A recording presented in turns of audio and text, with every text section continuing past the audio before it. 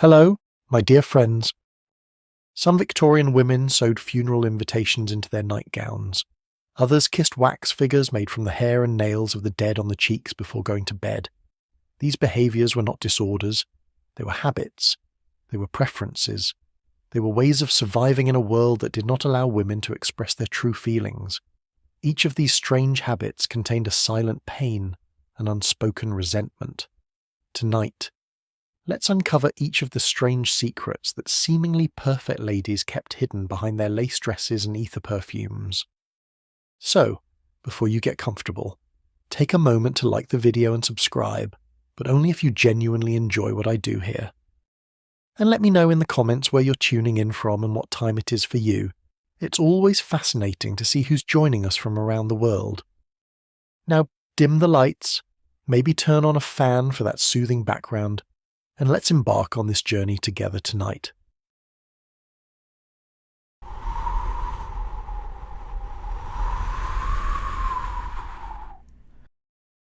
If one were to enter a dressing room in a Victorian house, the layers of clothing would appear ordinary at first glance.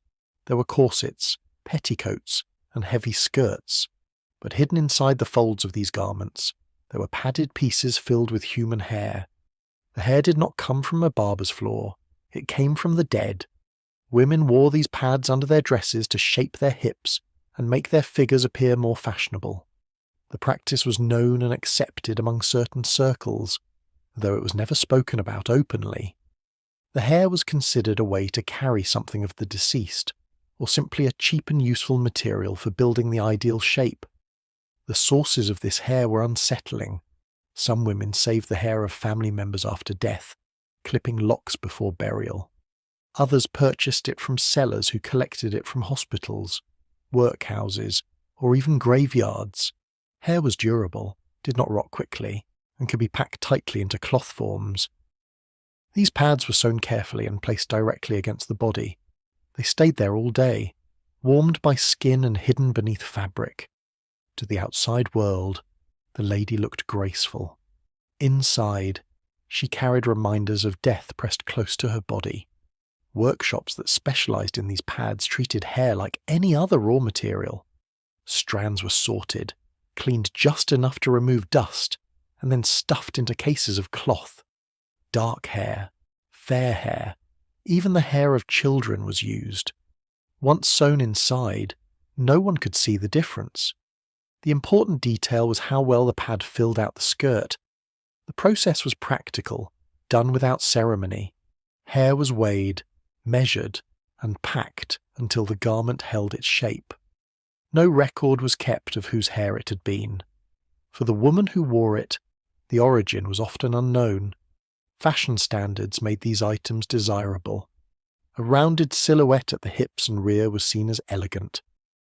Wealthier women could afford custom padding made with finer cloth and carefully chosen hair. Poorer women relied on whatever material they could obtain. The strange part is how calmly this was accepted. There was no wide scandal, no loud protest. In a society surrounded by death, this blending of fashion and mourning was simply part of life. It is almost comical to imagine women sitting in fine parlours, sipping tea, while their skirts were shaped by bundles of hair taken from the heads of the dead. For many, there was also superstition. Wearing the hair of a deceased relative was thought to bring protection. Some claimed it kept nightmares away. Others believed it made grief more bearable, as if carrying part of the lost one's body gave comfort. Whether or not this was true, the habit was strong enough to persist. In private, some women admitted they felt safer with the hair close against their skin. In public, no one mentioned it. What was personal and hidden could remain unquestioned. The lack of hygiene added another disturbing detail. Hair was not always washed thoroughly. It might still contain dirt or even lice. Yet once packed into cloth, it looked clean enough. No one could see it. So few cared. Fashion magazines spoke of elegance and refinement, never about what filled the garments. Portraits of the time show polished women with perfect shapes, but none of those images reveal the secret padding underneath. The reality stayed out of sight. In households touched by frequent death, It became routine to cut hair before burial. Mothers saved the hair of children. Wives saved the hair of husbands. Some of it went into lockets or framed keepsakes. Some of it ended up in clothing. The line between mourning and daily routine blurred. Hair became both memory and material. The act of wearing it was rarely questioned, because death was so close in Victorian life. Epidemics, accidents, and high child mortality made hair one of the few lasting remains to hold on to. From a modern point of view, the practice seems grotesque. If we compare this to today, it would be like buying a padded bra or shapewear filled with human remains, sold quietly through ordinary shops. The thought is unsettling, but in Victorian times it was accepted with little hesitation. Death and fashion were connected in ways that are hard to imagine now. The women who wore these pads lived with the knowledge of what they carried. Some found comfort, others ignored the reality. Men around them likely never knew. Servants who handled the clothing might have understood, but they did not speak of it. The truth stayed within households, passed from one generation to the next as a matter of custom. No law forbade it, and no rule condemned it. In a world where mourning rituals were strict and constant, this habit slipped easily into normal life. I cannot help but picture the quiet act of a woman preparing for a gathering, her maid fastening her gown, while beneath the layers rested pads stuffed with the hair of someone long buried. It leaves a heavy impression to realize how calmly such things were folded into daily existence. This was not a scandal, it was routine, and that makes it all the more. The hidden patches of hair show how far Victorian women went in blending death with fashion. Yet carrying the hair of the dead was only one step in their strange collections. In velvet-lined boxes, some women stored the teeth of children, soldiers, and corpses, polishing them into jewellery that would bring the fascination to a darker level. The practice of collecting human teeth was another hidden habit among Victorian women that now feels difficult to believe. Teeth were taken from the mouths of the poor, from children, from soldiers who died in war, and from bodies left without names. They were carefully stored in small velvet boxes, displayed like precious stones. Some were polished until they shone.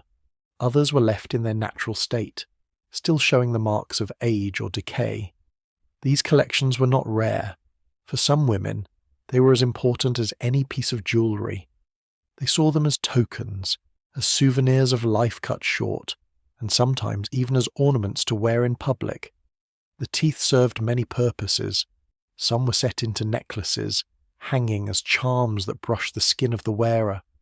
Others were fixed into brooches or used as buttons on coats. There were even women who pressed them into rings, circling their fingers with what once belonged inside another person's mouth. These items could be shown openly, while the source remained unspoken. In a society that accepted mourning jewellery made from hair, teeth became another material to work with. The difference was that while hair was soft and symbolic, teeth were hard, permanent, and unmistakably human. Acquiring the teeth was often disturbing. Street children who died in workhouses might have their mouths pried open before burial. Soldiers fallen on battlefields were sometimes stripped not only of boots and coats, but of their teeth as well. Dentists, both licensed and unlicensed, also played a role. They bought teeth cheaply, selling them later to be reused in dentures or to be collected by wealthy clients. The poor had little say. Their bodies became resources for others, and their remains were turned into objects of fashion and curiosity. It is almost ridiculous to imagine women of refinement sitting calmly at a vanity table, choosing between buttons made of pearl or buttons made of a child's tooth. The symbolism behind the collections varied. Some women believed that keeping teeth close was a way to capture vitality. A tooth was strong, resistant to decay, and could last centuries if stored carefully. To them, it represented endurance. Others thought it carried part of the person's soul, a fragment of life that could be held and controlled. There were even those who placed a tooth in their mouths to bite gently on it, as if to draw in some final trace of energy from the dead. These private rituals were rarely spoken of, but they occurred behind closed doors in more than one household. The trade in teeth was not hidden. In markets, it was possible to find sellers who displayed them openly, mixed among beads and trinkets. Medical suppliers purchased them for dentures, while jewelers bought them to set into metal. Some women purchased entire sets, keeping them in decorative boxes lined with velvet or silk.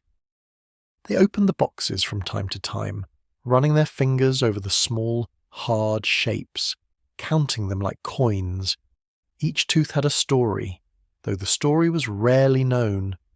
To the collector, it was enough that the object had once been part of life. The contradiction is hard to ignore.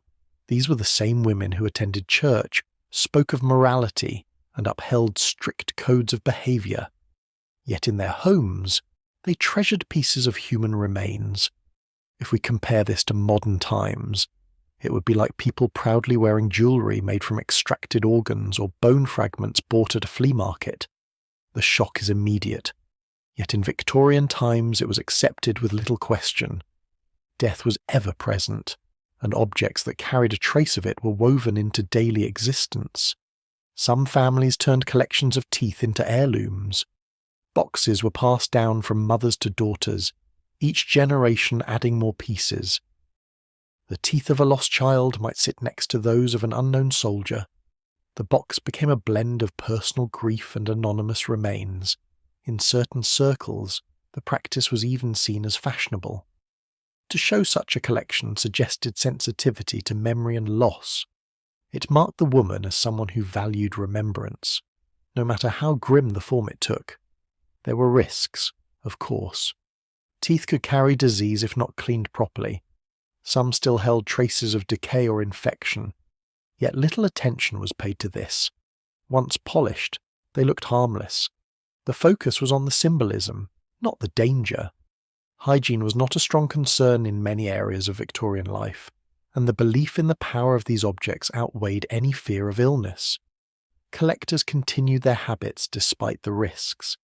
I find it deeply unsettling to picture a woman opening a velvet box, her fingers moving across rows of small teeth, some tiny and white, others stained and cracked. The thought that these items were treated as treasures rather than remains shows how differently they viewed the boundaries between life and death. The collections were not hidden in shame. They were kept openly, handled with pride, and sometimes even displayed to trusted friends. What seems horrifying today was woven into the fabric of normal life for them. The practice of collecting hair already blurred the line between fashion and mourning. The addition of teeth pushed it further, making the physical remains of strangers into objects of beauty and memory. This tells us much about the period. Death was not distant, it was near, familiar, and often incorporated into the daily lives of those left behind. The way women treated these remains shows a mixture of grief, superstition, and the desire to hold power over memory itself. The habit of storing teeth in boxes reveals the darker side of Victorian refinement. Beneath layers of silk and velvet, behind the polished image of moral society, there was a quiet fascination with death. Teeth, cold and lifeless, became tokens of remembrance and vanity alike. The collections speak of a world where death was constant and memory was carried in physical fragments. The habit of keeping teeth in velvet boxes shows how far Victorian women went in their search for memory and fashion. But this was only one stage in their rituals of closeness to death. Some women carried their fascination even further, mixing the ashes of dead pets with perfumed powder to wear against their skin. To imagine them pressing powder from a dead cat to their faces before stepping into a ballroom is to see how deeply the grotesque could seep into ordinary life. At grand evening gatherings in the Victorian age, women often carried with them a secret that no one in the ballroom would ever guess. Hidden inside small containers of powder, or tucked in discreet boxes, there was ash taken from dead cats. The ash was ground fine until it looked like ordinary dust. It was then mixed with perfumed powder and used as part of their daily routine. Some rubbed it gently on their skin, others sprinkled it on their clothes. There were even women who placed small amounts into lockets or small jars, carried close against the body under layers of fabric. To them, this strange ritual brought calmness and protection in the middle of crowded, tense events. The idea was not random. In Victorian thought, animals held spiritual weight. A cat, in particular, was believed to carry mysterious power. When it died, its body could be turned into a source of strength for the living. By crushing the remains into ash, women believed they kept a part of that power. The ash was no longer seen as dirt from a burned body, but as a purified substance that could shield them from fear, anxiety, or bad luck. Mixed with fragrant powders, it was disguised as a luxury item, part of the cosmetic world that was already essential in elite society. The presence of such powders in dressing tables was common enough that no one questioned it. A jar of face powder looked ordinary. No visitor would ask what ingredients it contained. Behind closed doors, the powder was prepared with care. The ash was sifted through cloth, combined with scented oils, and pressed until it looked refined. Women believed that when they inhaled it lightly or wore it close, their nerves steadied. They could face hours of social pressure, long dances, and sharp judgment without trembling. It is almost absurd to picture women preparing for an evening ball by dusting themselves with the remains of a dead cat. Carrying the ash close to the skin was also a form of superstition. Some women placed small pouches in their corsets or pinned them to their underclothes. It was thought to act as a charm, much like carrying a cross or a relic. The difference was that this relic came not from a saint but from a household animal. For certain women, the personal link made it even more powerful. If the cat had been a pet, they felt comforted by its presence even in death. If it came from elsewhere, the important detail was simply that the powder existed and carried its hidden strength. Not everyone who used this practice believed fully in its magical qualities. Some may have found it psychological, a private act that gave them courage. In an environment where appearances mattered above all, having a small ritual could ease the strain. At social events, women were judged on their poise and elegance.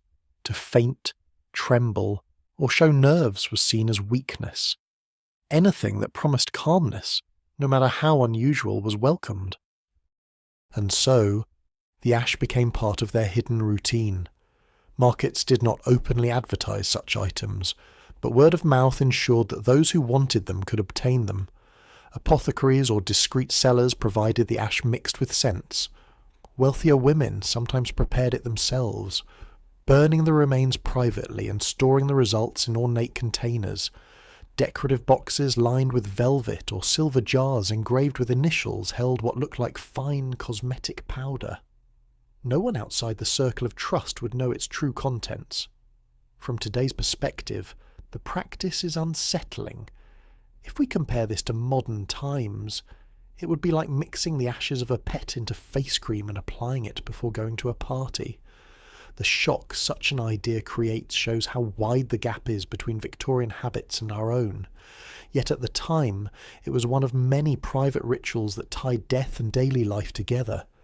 The risk of infection or contamination was rarely considered. The ash was believed to be purified by fire. Once burned, it was thought to lose any dangerous property and become safe. Women trusted that combining it with perfumes only made it cleaner. The scent of lavender or rose disguised any trace of its true source. To them, the powder was no more dangerous than any other cosmetic. I find myself uneasy when imagining a woman seated before a mirror, carefully applying powder across her cheeks, knowing that mixed in with the fragrance were particles of an animal once alive. It is difficult to accept how calmly such a detail could be folded into normal preparation for society gatherings. Yet the silence around it was part of what made it possible. Without anyone questioning or speaking openly, the practice could continue without interruption. This habit shows the deep entanglement of superstition, grief, and fashion. To the Victorian woman, protection could come from the strangest sources. The desire to appear calm and dignified in public outweighed any hesitation about the materials used in private. What seems grotesque to us was woven into their daily rituals without pause. The use of cat ash mixed into powder illustrates how Victorian women relied on hidden practices to manage fear and maintain appearances. But this was only one form of self-punishment and ritual they performed in silence. Some pushed their bodies to extremes, sitting motionless for hours each day to train themselves into stillness. To imagine women forcing themselves not to move until they fainted reveals the next disturbing step in their pursuit of control and perfection. Among the strangest beauty practices of the Victorian age was the use of vinegar combined with deliberate starvation. Women seeking the pale and fragile look believed that drinking vinegar would keep them thin, weak, and faint, which was considered attractive. The idea was simple but harsh. Vinegar taken in large amounts caused nausea and vomiting. The body rejected food, leaving the woman lightheaded and faint. Alongside this, many skipped meals or ate only tiny portions, pushing themselves toward a state of constant hunger. Together, the vinegar and the lack of food created the appearance of sickness, which in that time was praised as purity. The results showed clearly in their bodies. Skin lost its healthy colour and turned pale. Lips grew faintly purple, and eyes seemed larger in hollowed faces. Society praised these signs, calling them delicate and refined. Women competing for attention did whatever was necessary to reach this state. They believed beauty was not in strength or vitality, but in fragility. The weaker they appeared, the more praise they could expect. It is almost absurd to imagine women deliberately starving themselves and drinking vinegar until they vomited, all to be admired for looking like they were close to collapse. The act of drinking vinegar was common enough that some apothecaries sold special blends. Apple cider vinegar was mixed with herbs to disguise the sharp taste. Recipes circulated quietly, shared between households and through servants. The instructions were usually simple: a cup in the morning, another in the evening, always on an empty stomach. The effect was reliable.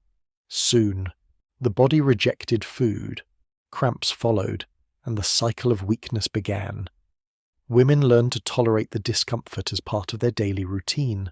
Meals in wealthy homes reflected the contradiction.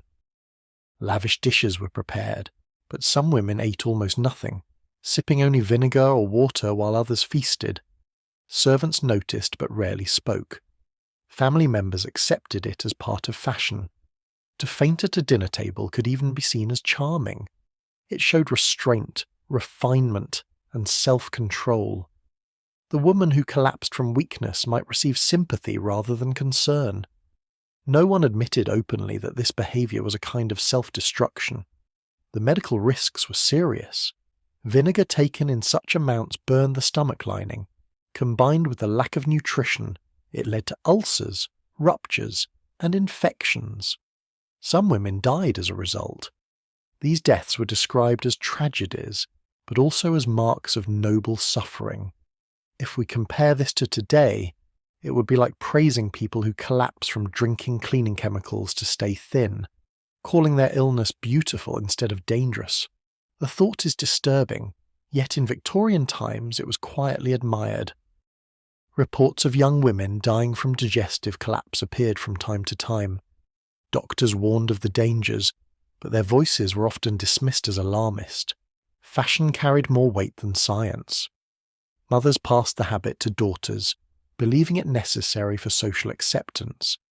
To appear strong or well-fed was considered coarse. To appear weak was to appear elegant. The culture reinforced the habit, ensuring its survival even as lives were lost. In private journals and letters, some women described their struggles. They wrote of constant hunger, dizziness, and pain, yet also of pride when others noticed their thinness. Weakness became a form of achievement. Social reward outweighed physical suffering. The image of purity was more important than comfort or health. What began as a ritual became a trap, binding women into cycles of self-inflicted harm. The poorer classes sometimes copied the habit, though for them it was harder to sustain. Starvation was already part of their reality. Vinegar was cheaper than medicine, and could be bought in small amounts. For them, the fashion became mixed with necessity. Hunger was not only chosen but imposed by circumstance. Yet even then, some women imitated the higher classes, believing that to appear pale and thin was to seem closer to refinement. I cannot avoid picturing a young woman preparing for a gathering, sipping vinegar until her stomach churns, then stepping out pale and shaking, praised for her appearance. It leaves a heavy impression to realize how far people went to fit ideals that demanded illness as beauty. The contradiction between suffering and admiration is stark, yet it remained unchallenged for years. This habit reveals the darker side of Victorian fashion. It demanded sacrifice, not only of comfort but of health, and sometimes of life itself. Beauty was tied to suffering, and suffering was accepted as elegance. To drink vinegar and refuse food was to follow a standard set by society and reinforced by peers. Few dared to question it, and those who did were ignored. The ritual of drinking vinegar and embracing hunger shows how deeply self-destructive beauty ideals could become in the Victorian world. But even starvation and illness were not the limits of their discipline.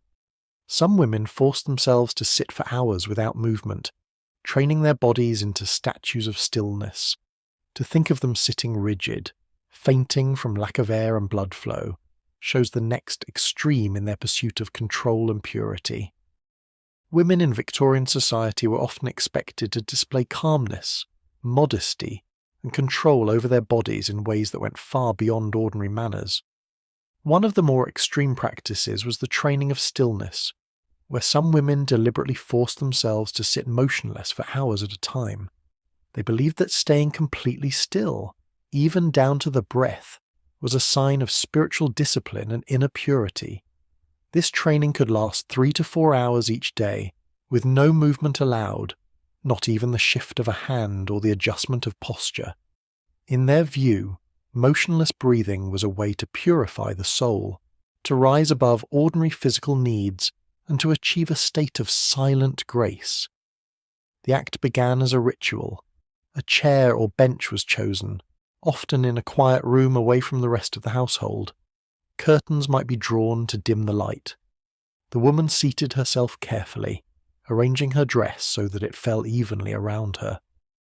Once in place, she remained there, hands folded, face composed, and eyes lowered.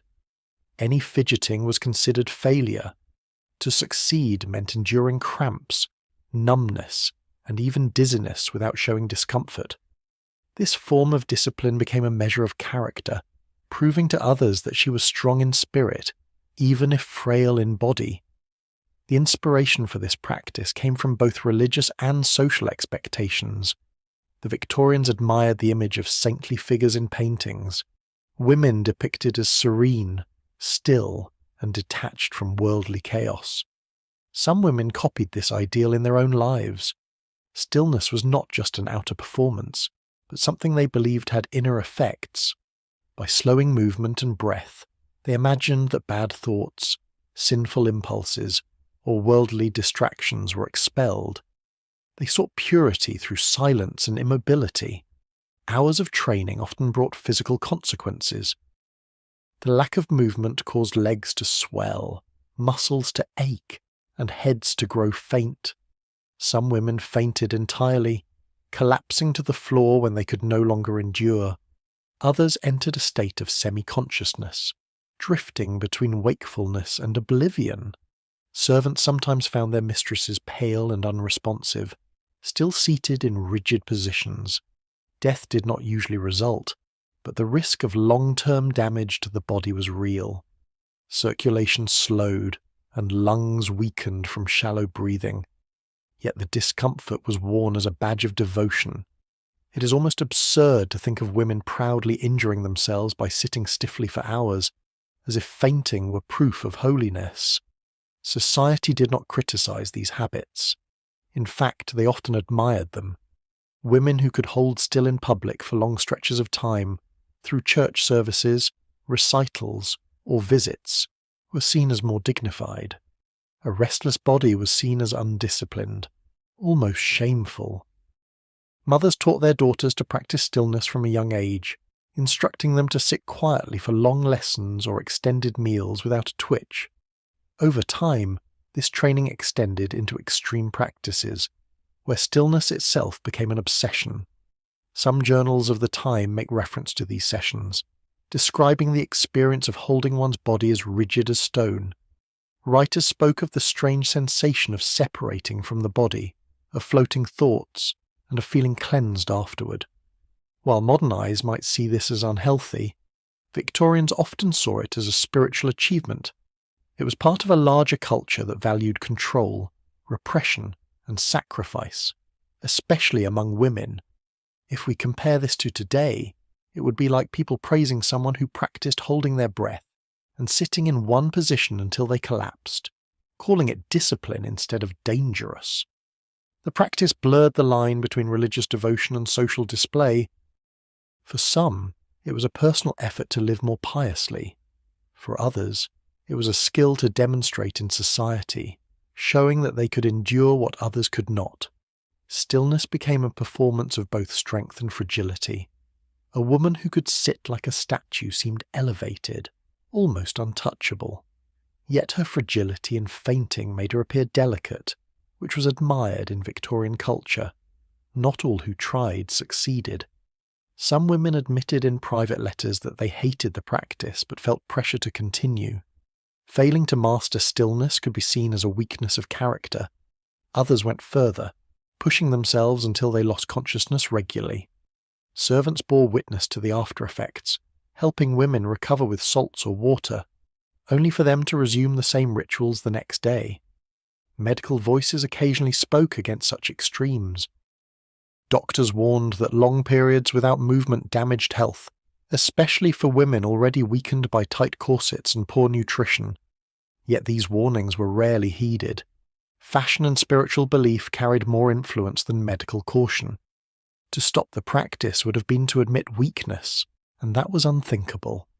I find it difficult not to picture a silent parlour, the air heavy, a woman seated upright with eyes fixed and hands folded, while time passes and her body begins to fail beneath her. The image of stillness, so calm on the surface, hides the reality of pain, numbness, and the dangerous chase after an ideal that gave nothing in return. The contradiction is striking: a society that prized liveliness in industry and progress at large yet demanded lifeless stillness from its women in the name of purity. The discipline of enforced immobility reveals much about Victorian values. Women were expected to embody restraint, even if it meant suffering in silence. Pain was transformed into virtue, and health was sacrificed for appearances. The training to sit without moving was not about comfort, but about control, a way to shape not only the body but the spirit according to strict standards. The quiet practice of sitting motionless for hours shows how deeply sacrifice was woven into everyday expectations for women. Yet stillness was not the only form of bodily control that Victorian women imposed on themselves. Some pushed the boundaries further, consuming and carrying substances that brought danger into their bodies in even more disturbing ways. Among these habits were those who swallowed wax and chalk, or filled their stomachs with powders and earth in the name of purity, leading to deaths that were quietly called noble tragedies. Among the many disturbing customs of Victorian women, the case of one lady became notorious even among her peers. She was known for her elegance, her discipline, and her unusual habits of eating. But behind the refined image, her body was slowly being destroyed by what she put inside it. Servants later recalled that after grand dinners or parties, she would quietly slip away with small containers hidden among her belongings. Inside were small pieces of beeswax mixed with chalk powder, pressed into crude shapes like tablets. She chewed them methodically, swallowing each one as if performing a private ritual. For her, this act was not about taste or hunger. It was described as a way to cleanse herself from within, a practice she believed made her purer than other women. The ritual was strange but purposeful. While others ended their evenings with tea or light desserts, she turned to her mixture of wax and chalk. The wax coated her stomach, and the chalk filled it like stone. To her, this was not indulgence but purification. She wrote of it as washing the inside of the body, scrubbing away corruption, and leaving behind only emptiness. The more she consumed, the more convinced she became that she was separating herself from ordinary fleshly needs. To her peers, she appeared controlled and saintly, someone who resisted earthly desires. The truth of what was happening inside her body was different. Wax is not digestible in such amounts. Chalk does not break down in the stomach. Over months and years, these substances hardened together, forming solid masses that pressed against her organs. Servants noted her declining health. She grew pale, weaker, and often complained of stomach pain. Still, she continued the habit, believing that suffering was part of the process of cleansing. Her notebooks, recovered later, show lines describing relief only when she felt empty and sick. She believed true purity was reached when nothing alive could remain inside her. At the time of her death, her body was examined in detail. Doctors discovered a hard block inside her stomach, weighing nearly 2 kilograms. It was a mass of wax and chalk, fused together like stone. Her stomach lining was torn and inflamed. It was clear that she had died slowly from self-inflicted damage. News of the case spread quietly, though it was never widely published in respectable journals. Among households, it was whispered about as both a tragedy and an example. Some admired her devotion, while others were horrified. It is almost absurd to think that eating candles and chalk until death was treated by some as an act of noble sacrifice rather than self-destruction.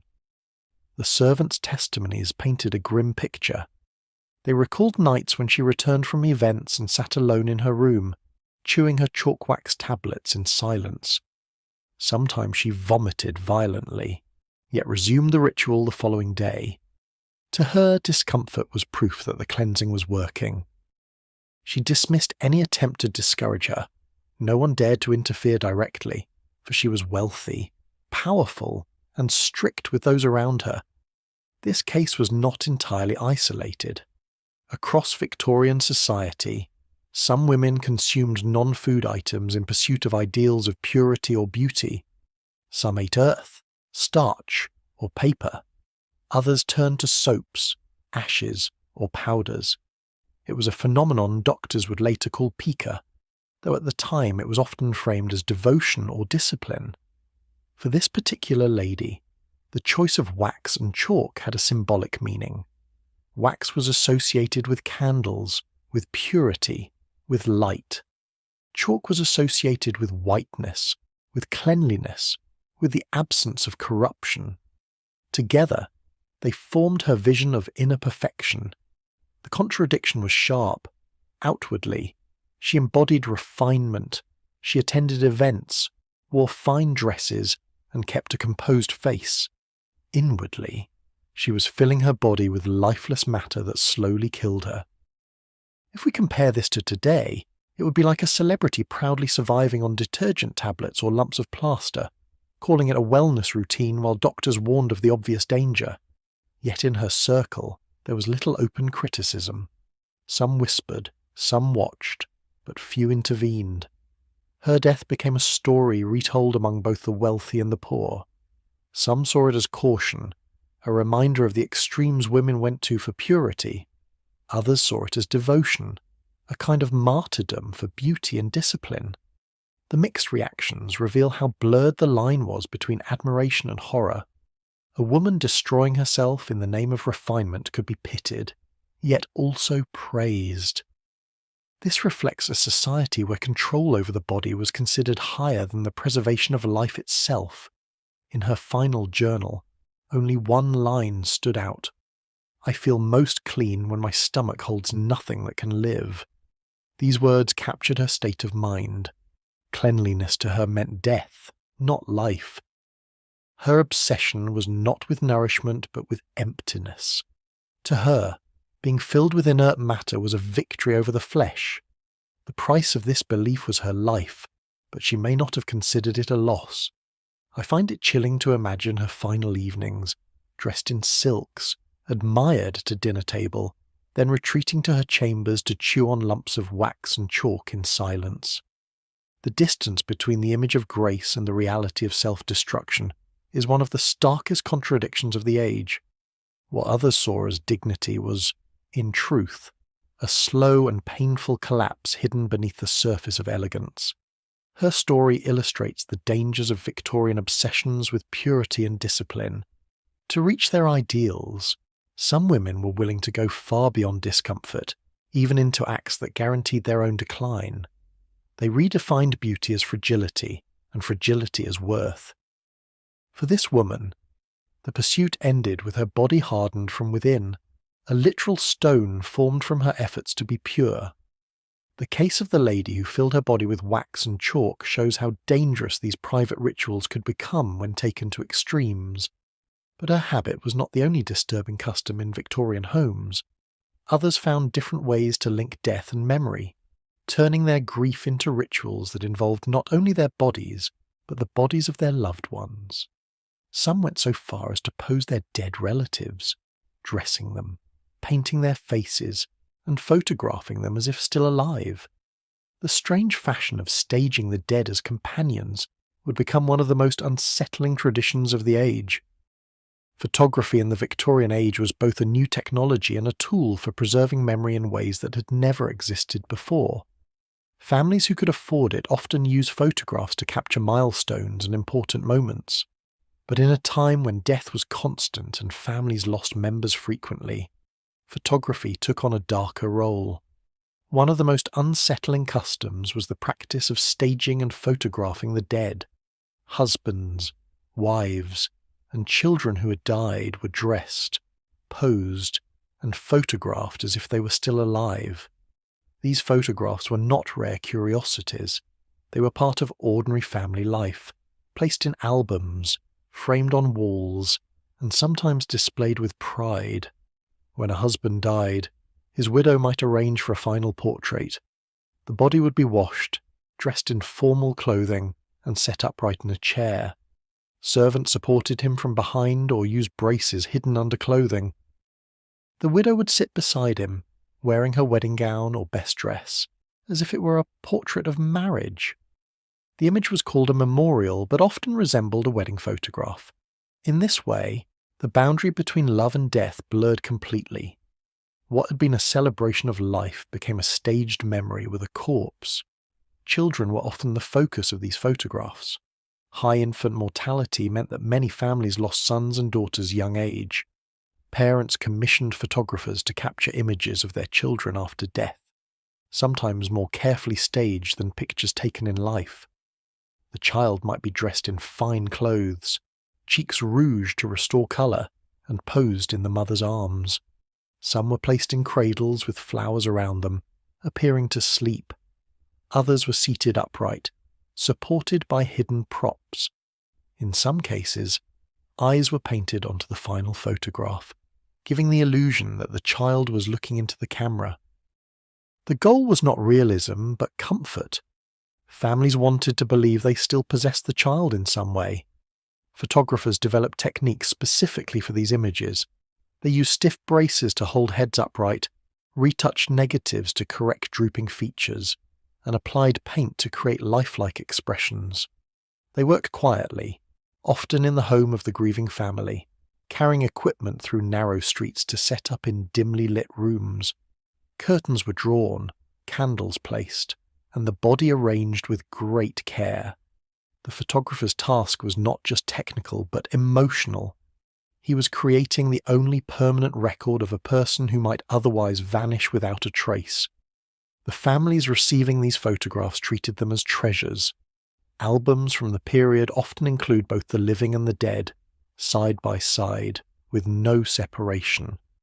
A child who had died might appear in the same collection as siblings still alive, with no sign that one was different. Guests who visited might be shown these images, and the grieving family spoke of them without shame. In fact, the possession of such photographs was considered a mark of devotion. It is almost absurd to imagine Victorian families proudly displaying portraits where one figure was propped up. Yet for them, this was an act of love and duty. The emotional reasoning behind the practice was clear. Death was everywhere. Epidemics swept through neighbourhoods, accidents claimed lives, and disease struck without warning. Photographs offered a way to make death less final. For families who could not afford painted portraits, the camera provided something tangible to hold. The photograph gave them a way to remember faces that would otherwise fade. They believed it brought comfort, even if the image itself was unsettling to modern eyes. This was not confined to the wealthy. Middle-class and even working families saved money to commission at least one death portrait.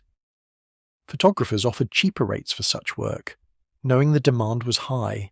Some specialised almost entirely in memorial photography, earning their living from grief. Advertisements in newspapers made it clear that this service was widely available. It was not hidden, not shameful, but part of the accepted rituals of mourning. The practice also reflected Victorian ideas of morality and memory.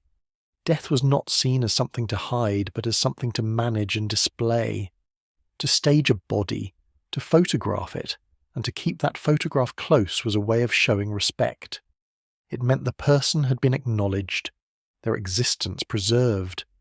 Without such images, many families felt their loved ones would simply disappear.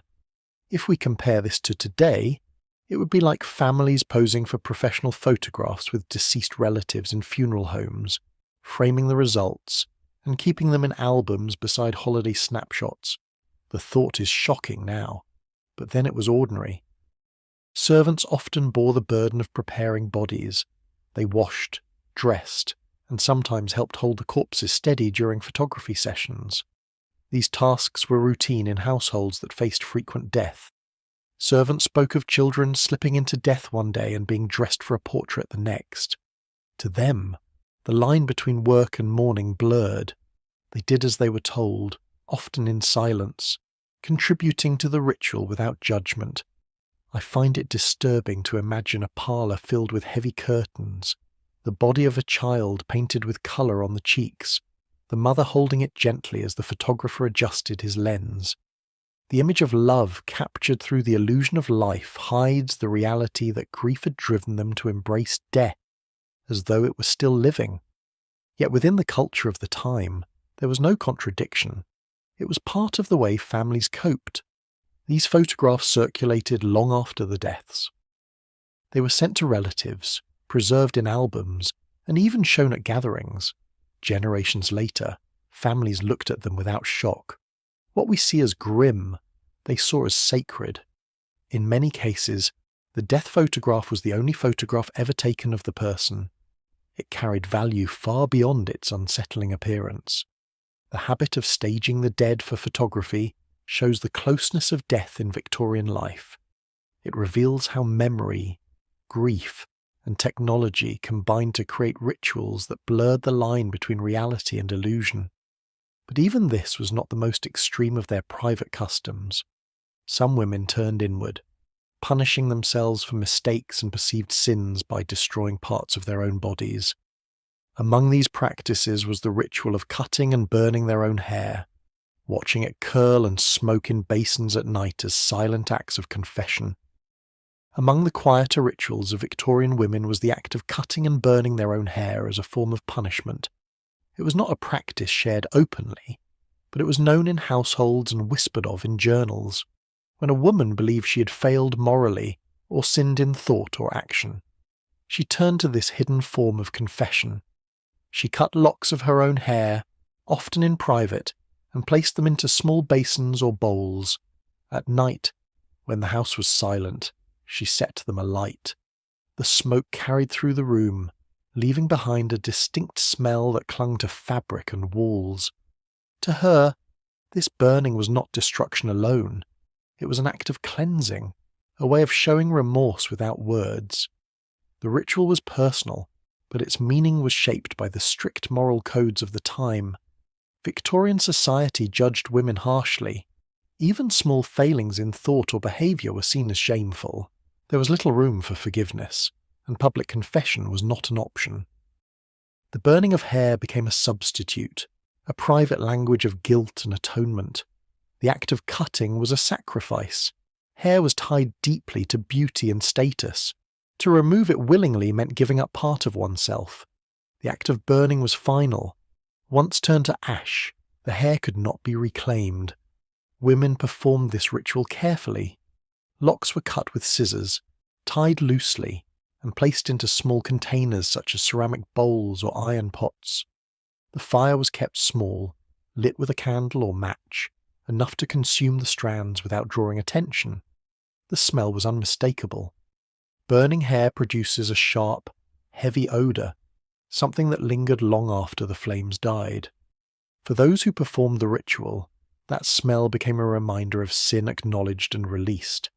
It was their silent confession, invisible to others yet heavy with meaning. Servants sometimes noticed traces of these acts. They found bowls with blackened remains hidden in hearths or discarded in ash bins. They may have guessed what they were for, but such things were not spoken about. The silence surrounding the practice protected it. Women could continue their rituals without fear of judgment, even as the signs were visible to those who looked closely. It is almost absurd to think of women in fine gowns spending their nights cutting their own hair and setting it on fire, as though this private destruction could erase unseen sins. The motivations varied. Some women did it after arguments, believing they had failed in patience or duty. Others did it when overcome with private desires or thoughts they believed improper. The act was less about the severity of the fault and more about the need to show some form of atonement. It was not enough to feel regret. Something physical had to be offered, something visible even if only to themselves. Burning hair became that offering. The connection between hair and identity made the act even more powerful. In Victorian society, a woman's hair was seen as one of her most important features. Long, well-kept hair was a symbol of beauty, health, and virtue. To cut it was to damage that image. To burn it was to erase it entirely. The act carried weight because it touched directly on how a woman was valued. By destroying her own hair, she symbolically lowered herself, punished herself, and erased a piece of her own pride. Doctors who studied women's habits sometimes recorded cases of compulsive haircutting or self-harm, though they often misunderstood the reasons. They labelled it hysteria or a nervous disorder.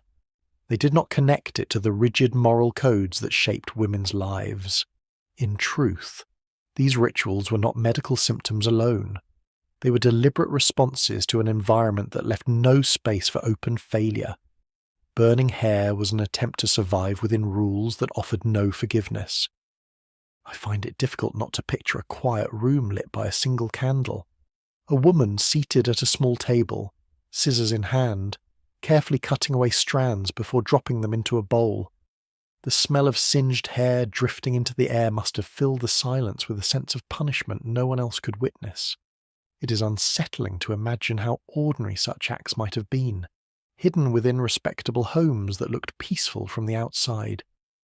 The persistence of this ritual shows how private punishment became necessary in a society that demanded perfection. It was not enough to behave properly in public. Women carried the weight of invisible rules inside their homes, rules that judged even their thoughts. The burning of hair was one way to release that pressure, but it came at a cost. It damaged their sense of self, turning beauty into ash as a price for imagined purity. The habit of cutting and burning hair as a personal penance reveals the intense pressures Victorian women faced.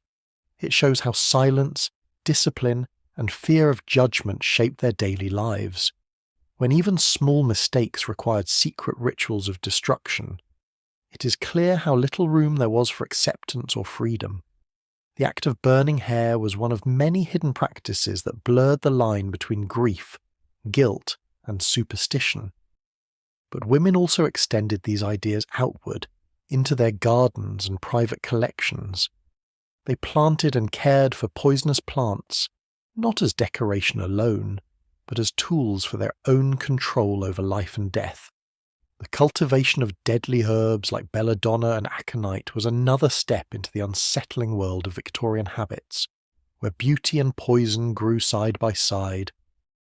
Victorian women often spent long hours tending their gardens, but for some, These spaces were more than places of beauty or leisure.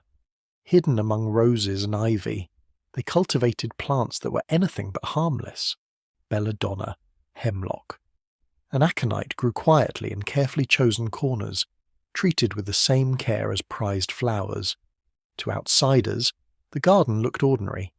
To those who knew, it was a private pharmacy of poison. Women planted these deadly herbs not only for curiosity but for use. They learned to prepare them in secret, to measure doses small enough to numb pain or quiet emotions, and sometimes to end pregnancies that could not be acknowledged in public. The choice of plants was not random. Belladonna, also known as deadly nightshade, was admired for its glossy black berries and purple flowers.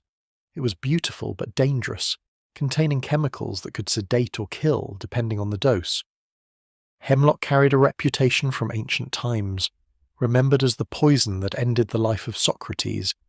Yet in Victorian gardens it looked like an ordinary plant. Aconite, called monkshood, had tall spires of blue flowers that blended easily into decorative beds. All three grew well in English soil and thrived under careful attention. The women who raised them treated the plants like companions. They watered, pruned, and noted growth patterns in their journals.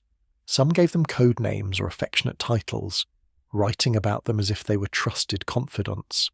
The journals reveal more than casual interest. Pages included instructions for drying leaves, grinding roots, and preparing tinctures. Measurements were careful, recorded in drops and pinches, with warnings about strength. The tone was methodical, almost scientific, but carried the weight of secrecy. No one outside the household was meant to see these notes. The uses of the plants varied. A few drops of belladonna extract might dull pain or ease anxiety. Aconite, in tiny amounts, caused numbness that some women described as relief from overwhelming feelings.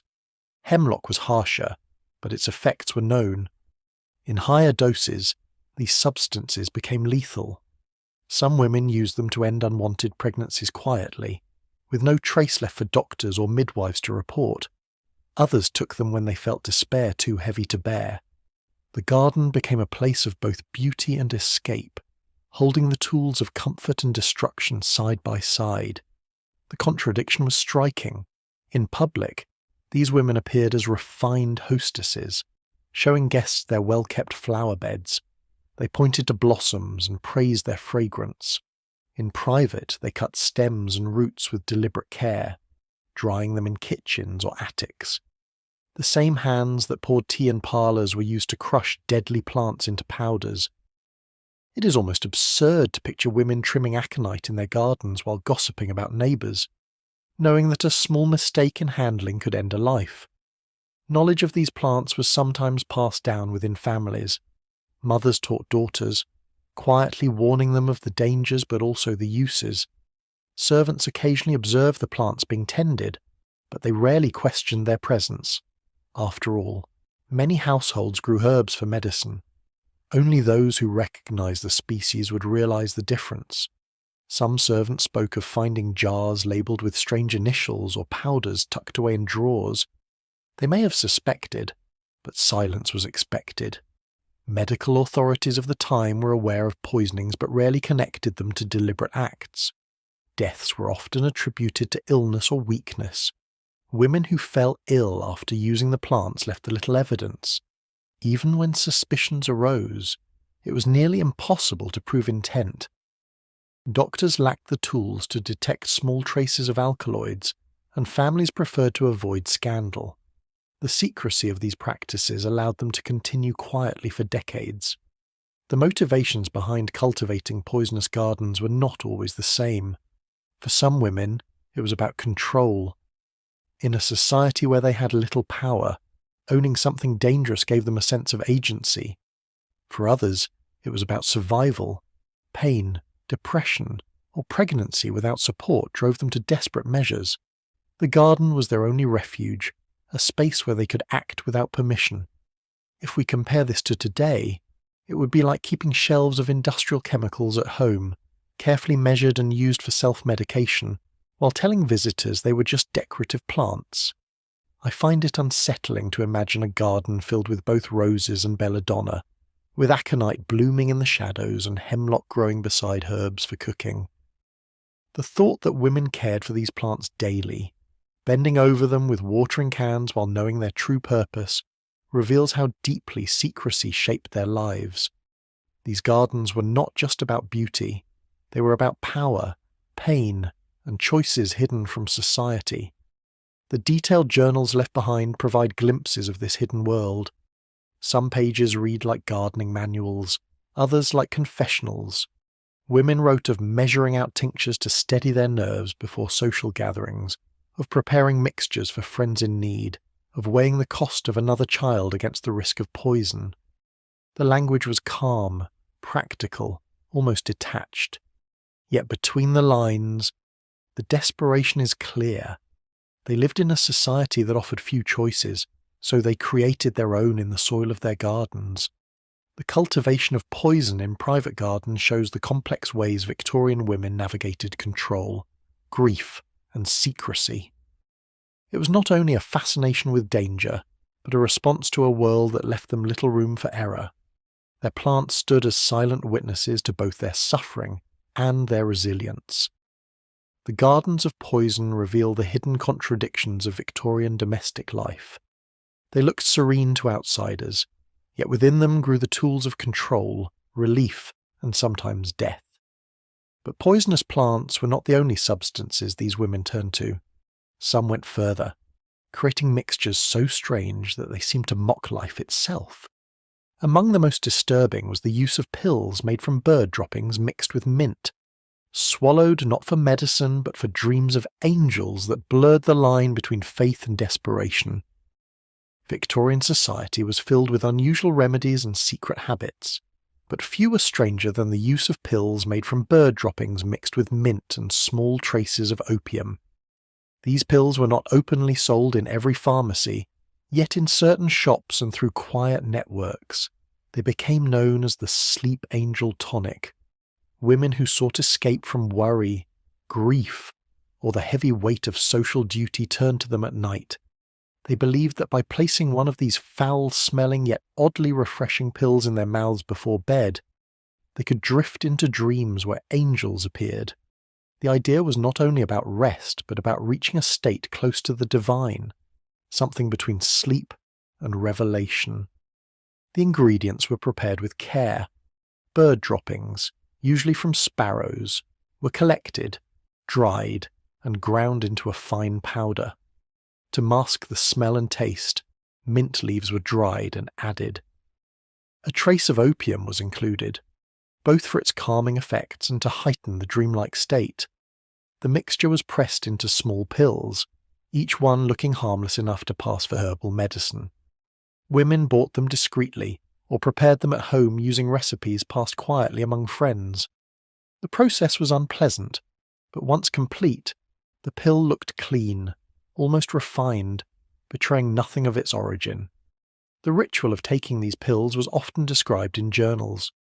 Women wrote of swallowing one just before bed, letting it rest on the tongue until the sharp blend of mint and decay filled the mouth. The bitterness of opium added to the strange flavour. Some said the contrast itself, between foulness and freshness, was part of the magic. Within an hour, they felt heavy, their minds slipping away, and soon came the dreams. Angels with wings of light, voices of comfort, visions of purity, these were the images they recorded. For women trapped in routines of grief, guilt, or restriction, such dreams felt like salvation. The contradiction is obvious. To reach purity, they consumed what was impure. To dream of angels, they relied on bird waste mixed with narcotics. It is almost absurd to think of elegant Victorian ladies ending their evenings by placing dried droppings in their mouths, praising the result as a path to holiness. Yet to them, it was a private form of devotion, a way to rise above their daily struggles. The pill carried a promise of escape, and the promise was enough. The trade in these pills thrived quietly. Apothecaries who dealt in both medicines and charms recognized their market. They gave the pills names like angel sleep or divine breath. They packaged them in small tins lined with paper, labelled with decorative lettering. Wealthier women purchased them at high prices, while poorer women tried to recreate them using whatever they could find. Recipes circulated in coded language to avoid suspicion. Some journals recorded simple instructions such as the sparrow gift, with mint and stone to disguise the ingredients. The effects varied. For some, the dreams were vivid and comforting. For others, the opium caused sickness, vomiting, or restless sleep. Long-term use carries risks of addiction. Opium itself was already common in many medicines, but mixed with such unclean ingredients, it created additional dangers. Infections could arise if the droppings were not properly dried, yet warnings were scarce. The practice spread because it offered what so many desired release from daily pressure, an entry into a world of visions. From today's perspective, the idea is revolting. If we compare this to modern times, it would be like people proudly taking capsules made of animal waste mixed with cough syrup, convinced that they would see heaven in their dreams. The thought brings disgust, but for Victorians, it was tolerated, even admired, among those who believed death, illness, and strict moral codes made daily life heavy. The pill was a way of reaching something beyond it, even if only in dreams. Not every woman used them for spiritual reasons. Some simply wanted sleep, with households full of children, duties, and expectations. Rest was rare. A pill that promised deep sleep was valuable. Others used it as a form of rebellion. To place something so foul in the body was to reject the constraints of society, even if secretly. The act itself became ritual, proof of both suffering and devotion. Descriptions in personal diaries show the blend of belief and desperation. One woman wrote of waking after such dreams feeling cleansed, as if touched by the divine. Another admitted to fear, noting nightmares of dark figures mixed with angels. Yet she continued the practice, convinced the terror was part of the purification. The line between comfort and torment blurred. These pills were never simply medicine. They were symbols of both faith and despair. I find it hard not to imagine a bedroom lit by a single lamp, a woman in fine night clothes taking a small tin from her drawer, placing one of these strange pills on her tongue, and lying back to wait for the dreams. The smell of mint barely masking decay must have filled her mouth, turning the path to sleep into something both foul and sacred.